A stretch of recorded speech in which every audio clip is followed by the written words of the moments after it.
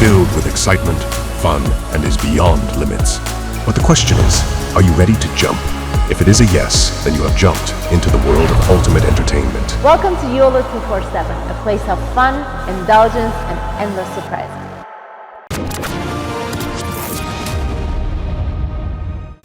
ये पाकिस्तानियों का एक बयानिया मैंने अक्सर सुना है कि जब अफ़गानों के प्लेट में रोटी नहीं थी तो हमने उनको रोटी दी, जब उनके सर पे छत नहीं थी तो हमने उनको छत दी है। मैं एक बात बोलना चाहता हूँ पाकिस्तानी, आपका पूरा हक है, आपका मुल्क है, आपने उनको निकाल के बाहर कर दिया, कोई बात नहीं। लेकिन अपने बाप दादाओं से ज़रूर पूछिएगा कि अफ़गान बेघर क्यों हुए। मुझे एक बात ये समझ में नहीं आती कि आप किसी का घर जलाते हैं, वो भाग के शरण लेके आपके घर आता है, जबकि आप ही ने उसका घर जलाया होता है। अब आप कह रहे हैं कि मेरे घर से निकल जाओ, तुम्हारी आवश्यकता नहीं है। जय हिंद दोस्तों, मैं हूं मेजर गौरव वारिया और आप देख रहे हैं आज की ताज़ा तरीन खबरें। अच्छा, पाकिस्तान से एक खबर है कि 10 लाख से ज़्यादा लोगों को पाकिस्तान ने बोला है कि आप वापस अफ़गानिस्तान चले जाइए, यानी कि मोर देन 1.1 मिलियन पीपल को ये बोला है कि आप अफ़गानिस्तान वापस चले जाइए। क्यों? अवैध रूप से रह रहे हैं वहाँ पे, और उनका कहना है, यानी कि पाकिस्तानी अथॉरिटीज़ का ये कहना है कि साहब ये लोग यहाँ पे आतंकवाद फैला रहे हैं, उसकी फंडिंग, उसकी ट्रेनिंग, उसकी फाइनेंसिंग, उसका लोकल सपोर्ट, जिसको ओवरग्राउंड वर्कर्स, अंडरग्राउंड वर्कर्स, ये सब काम कर रहे हैं। और पाकिस्तान का ये मानना है कि जो अफ़गान माइग्रेंट्स हैं, इलीगल इमिग्रेंट्स हैं, जो पाकिस्तान के अंदर आए हैं, वो बहुत एक लेवल पे उनका हाथ है ये सब करने के लिए। एक इकोसिस्टम पाकिस्तान मानता है। मैं थोड़ा सा इतिहास में ले जाना चाहता हूं, और जो भी पाकिस्तानी भाई बहन देख रहे हैं हमारा शो, ये पाकिस्तानियों का एक बयानिया मैंने अक्सर सुना है कि जब अफ़गानों के प्लेट में रोटी नहीं थी तो हमने उनको रोटी दी, जब उनके सर पे छत नहीं थी तो हमने उनको छत दी है। मैं एक बात बोलना चाहता हूं पाकिस्तानी, आपका पूरा हक है, आपका मुल्क है, आपने उनको निकाल के बाहर कर दिया, कोई बात नहीं। लेकिन अपने बाप दादाओं से ज़रूर पूछिएगा कि अफ़गान बेघर क्यों हुए। ये 1979 के पहले अफ़गान बेघर नहीं थे। अफ़गानिस्तान में परेशानियां रही हैं हर समय, लेकिन अफ़गानिस्तान लार्जली स्टेबल रहा करता था, लार्जली स्टेबल। अफ़गानिस्तान में इतनी परेशानियां नहीं थी। बात ये हुई कि जब सोवियत रूस ने इन्वेड करा अफ़गानिस्तान और अफ़गानिस्तान के अंदर उसकी फ़ौजें घुसी, तो पाकिस्तान ने फ़ायदा उठाया, अमेरिका से अरबों डॉलर लिए, अपने मदरसों को वेपनाइज करा, यानी कि हथियार के रूप में मदरसे उभरे। उस वक्त जो मदरसे में बच्चे थे उनको जिहाद का मतलब सिखाया, और आपने अपने जिहादी भेजे अफ़गानिस्तान। आपने पैदा करा तालिबान, और जब आपने तालिबान पैदा करा और आपने मुजाहिदीन वहाँ पे पैदा करे, तो वहाँ पे सिविल वॉर यानी गृह युद्ध की सूरत बन गई।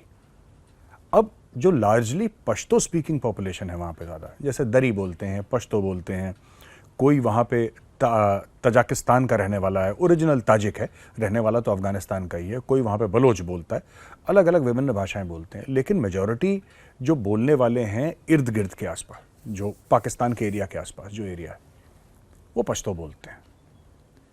वो लोग कहाँ जाते हैं?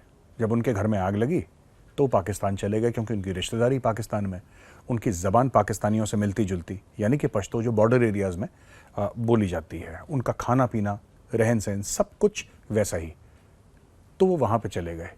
लेकिन पाकिस्तानियों का अब ये कहना है कि तुम वापस चले जाओ।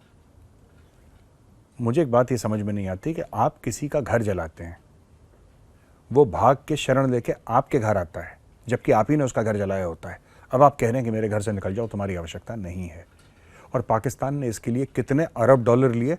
अगर कोई पाकिस्तानी ये वीडियो देख रहा हो तो एक बार कमेंट सेक्शन में ज़रूर लिखें। दोस्तों, दूसरी खबर है कि भारत ने कनाडा को ये बोला है कि 41 यानी कि 41 राजनयिक जो हैं, डिप्लोमेट्स, उनको आप हटाइए। एक पैरिटी होती है दोस्तों।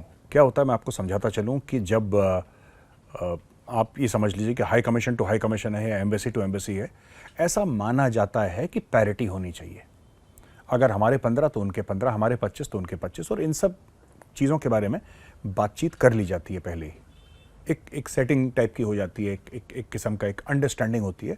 और अगर रिश्ते बहुत अच्छे हैं तो कोई फ़र्क नहीं पड़ रहा ज़्यादा है या कम है, क्योंकि ये जो ज़्यादा थे कैनेडियन डिप्लोमेट्स भारत में, ये आज से ज़्यादा नहीं है, ये कई सालों से ज़्यादा हैं। लेकिन अब क्योंकि रिश्तों में खटाई पड़ गई है, तो सबसे पहले उन्होंने एक डिप्लोमेट को निकाला, हमने भी एक डिप्लोमेट को निकाला। फिर भारत ने आगे बढ़ के भारत ने बोला कि नहीं साहब, कैनेडियंस को हम वीज़ा नहीं देंगे भारत आने के लिए।